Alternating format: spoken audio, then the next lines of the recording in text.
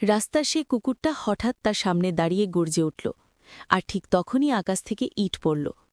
মিস্ত্রি রফিক প্রতিদিন সকালে কুকুরটাকে নিয়ে হাঁটতে বের হয়। এই কুকুরটা অদ্ভুত।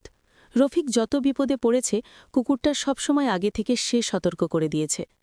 একবার কাজের জায়গায় কাঠের ঢালাই করতে গিয়েছিল, হঠাৎ একটি বড় ঢালাই পড়ার আগে কুকুরটা ঘুরে গর্জে উঠল। রফিক ততক্ষণে পাশে ঝুঁকে পড়ল।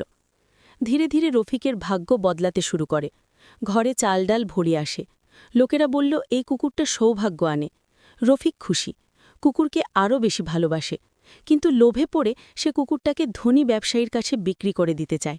ব্যবসায়ীর বাড়িতে কুকুরটি চুপচাপ হয়ে যায়, কোনো বিপদ ঠেকায় না, আর ধীরে ধীরে কুকুরটা নিখোঁজ।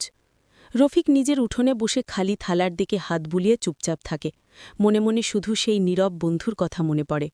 যদি গল্পটা ভালো লেগে থাকে একটা লাইক দিও, আর এমন ম্যাজিক্যাল গল্প পেতে সাবস্ক্রাইব করে রেখো।